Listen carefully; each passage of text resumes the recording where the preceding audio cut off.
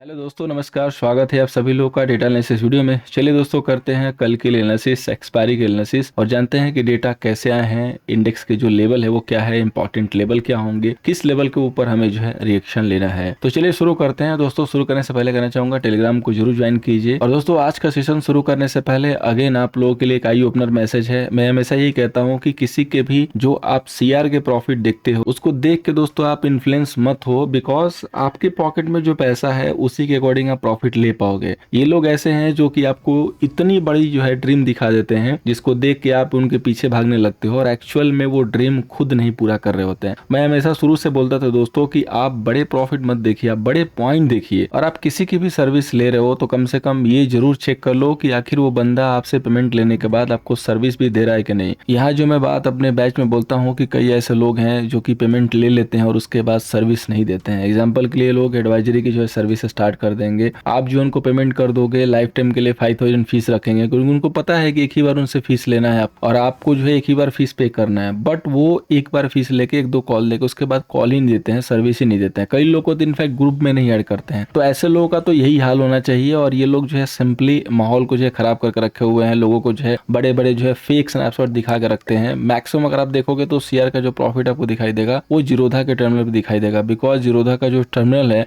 वो बहुत simply available है जिसको लोग जो है मैनिपुलेट करके शो करते हैं। तो ये एक जो है जनरल अवेयरनेस का मैसेज है दोस्तों। मैं ऑलरेडी जो है ऐड कर चुका हूँ, इसको कई बार बोला भी है कि आप लोग प्रॉफिट बड़े देख के मत उससे जो है उत्साहित होइए। आपके पास जितना कैपिटल है उसके अकॉर्डिंग सोचिए। अगर छोटे कैपिटल हैं तो प्रॉफिट छोटे होंगे, उसमें आपको सेटिस्फाइड होना पड़ेगा। चलिए अब आगे बढ़ते हैं दोस्तों। सबसे पहले बात करेंगे दोस्तों यहाँ पे समरी की। तो समरी के ऊपर देखिए, यहाँ पे जो क्लाइंट है दोस्तों, इसने इंडेक्स फ्यूचर में आज भी लॉन्ग किया है, कॉल में लॉन्ग किया, पुट में लॉन्ग किया और स्टॉक फ्यूचर में शॉर्ट किया है।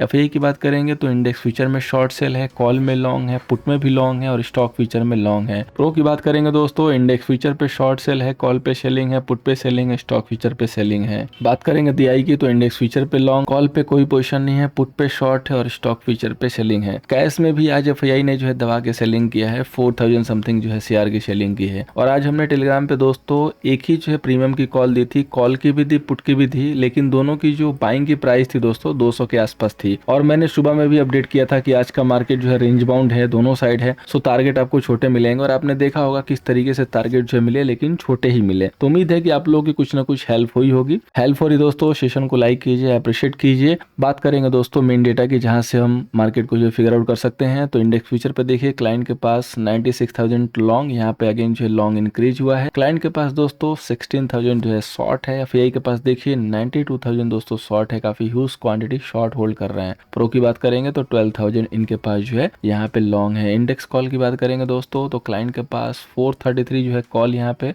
लॉन्ग हो गया, यानी कि कॉल पहले से और जो है बढ़ गया। एफआई के पास भी कॉल बड़ी है, डबल हो चुकी है, 328 की है, 152 पहले ऐड कर रहे थे।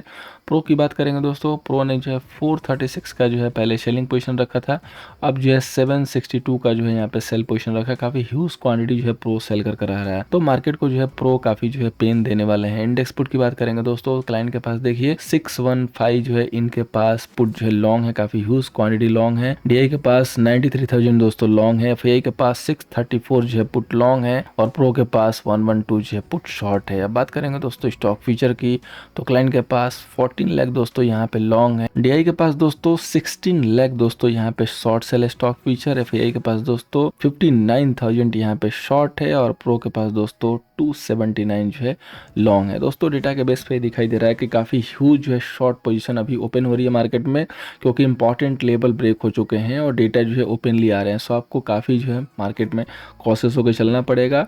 लॉन्ग की पोजीशन ओवरनाइट बिल्कुल मत रखिए, क्योंकि जो प्रो है उनके पास काफ़ी अच्छी जो है सेलिंग की क्वांटिटी है कॉल की, सो वो मार्केट को काफ़ी पेन देंगे। सो मार्केट का जो बड़ा टारगेट ओपन हुआ है वो यहाँ पे मैं अपडेट कराऊंगा। ऑलरेडी मैंने अपने प्रीमियम मेंबर एंड स्टूडेंट को जो है अपडेट दे रखा है, जो टारगेट जो है ओपन हुआ है और उसकी कवायद जो हो चुकी है, आपके साथ भी शेयर करूंगा। आइए डेटा को जो है फिगर आउट करते हैं और देखते हैं कि किसके पास क्या पोजीशन जो है पड़ी हुई है। तो सबसे पहले दोस्तों हम यहाँ पे बात करेंगे क्लाइंट की। क्लाइंट के पास देखिए दोस्तों 96,000 दोस्तों यहाँ पे इंडेक्स फ्यूचर लॉन्ग है। इसके बाद देखेंगे दोस्तों तो 433 जो है कॉल जो है यहाँ पे लॉन्ग है, और इसके बाद देखेंगे तो पुट इनके पास दोस्तों 615 जो है शॉर्ट सेल है। सो टोटल इनकी एमटीएम पोजीशन लग रहा है कि 10 लाख के ऊपर चली जाएगी। यस, 11,11,45,000 दोस्तों इनके पास लॉन्ग पोजीशन है। मुझे ये पोजीशन इतनी बड़ी दोस्तों इस साल में तो कभी नहीं दिखाई दी, यानी कि क्लाइंट दोस्तों बहुत बुरी तरीके से ट्रैप है, और ऐसा लग रहा है जिस हिसाब से ये लोग पुट जो है यहाँ पे लॉन्ग कर रहे हैं एफआईआई कॉल को हैच करके, ऐसा लग रहा है कि मार्केट में गिरावट अभी कंटिन्यू रहने वाली है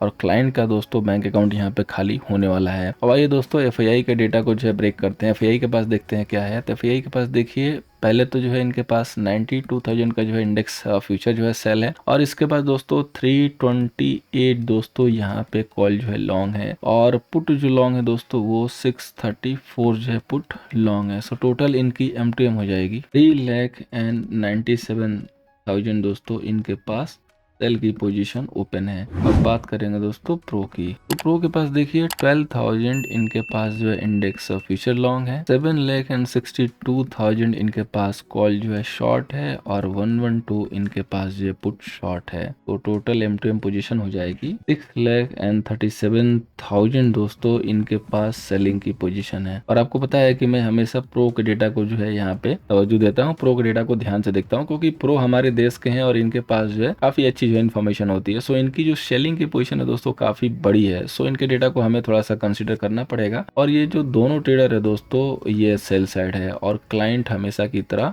ये लॉन्ग करके फंसे हुए हैं, यानी कि बिल्कुल ये बिना डरे हुए निडर हनुमान जी की तरह जो है यहाँ पे पुट की सेलिंग कर रहे हैं और कॉल को जो है लॉन्ग कर रहे हैं।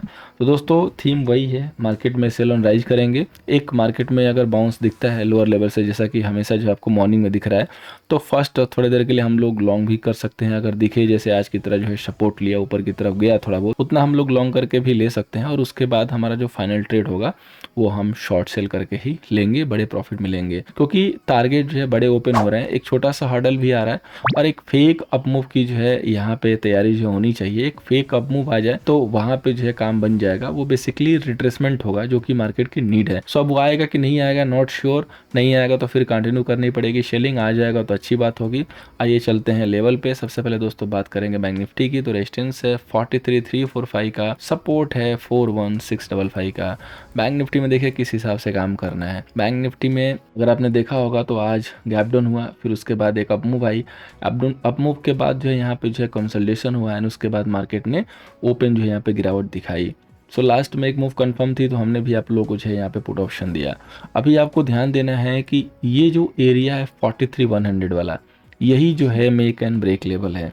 आपको किसी भी राइस पे वॉच करना है कि 43,100 से लेके 120 तक मार्केट क्या कह रहा है। अगर यहाँ पे होल्ड नहीं हो रहा है तो इधर की तरफ आप सेल कर सकते हो वेट एंड वॉच करके, या ये जो कंसोलिडेशन हुआ है यहाँ पे इस तरीके से, इस कंसोलिडेशन के नीचे आप यहाँ से भी सेल कर सकते हो, बिकॉज 43 अभी क्लोजिंग बेसिस पे टूट गया। सो सेलिंग तो हो चुकी है। मैंने मना इसलिए किया था किसी भी पोजीशन को कैरी करने के लिए, बिकॉज हो सकता था कि ये गैप अप हो जाए तो हम ट्रैप हो सकते हैं, थोड़ा प्रीमियम लॉस हो सकता है जैसे आज हुआ। इसलिए मैं कहता हूँ कि ब्लैंक जाइए, ब्लैंक जाएंगे आराम से। इंट्राडे में मार्केट मौके दे रहा है, तो जैसे ही मार्केट 42,800 के नीचे आना शुरू करेगा आप आराम से जो है पी के साइड एंट्री कीजिए, 43,000 की जो है पी लीजिए, या 42,900 की जो है पी लीजिए, बेस्ट होगा। तो उस समय आप जो है पी में एंट्री कर सकते हैं। अगर 42,800 नहीं ब्रेक हो रहा है तो आप वेट एंड वॉच कीजिए, जब तक 800 ब्रेक नहीं होगा मार्केट खुल के गिरेगा नहीं। इधर आप यहाँ से स्कैल्पिंग के लिए 43,100 का जो एरिया है वो सेलिंग के लिए यहाँ पे ले सकते हैं। बैंक निफ्टी में बहुत क्लियर कट लेवल है,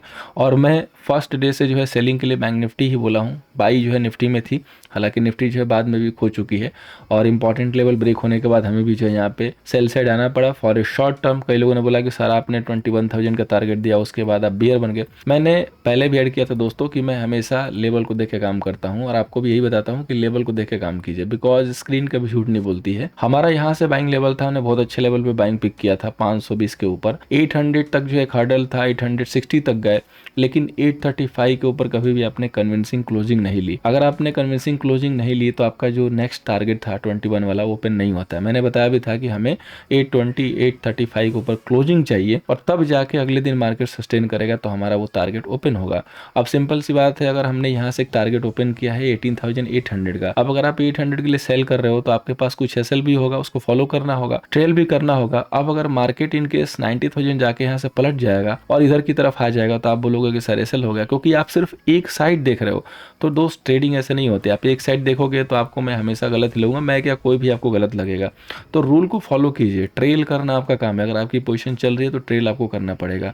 मार्केट में कभी भी घोड़े बेच के जो है नहीं सोए जाते हैं कि आपने जो है पुट खरीद लिया 18,800 का, अब 18,800 आएगा तभी काटेंगे, कसम खा के यहाँ पे काम नहीं होता दोस्तों। स्टॉक मार्केट है, यहाँ पे काम होता है लेवल से। लेवल जब चेंज होगा तो आपको इमीडिएट चेंज करना पड़ेगा।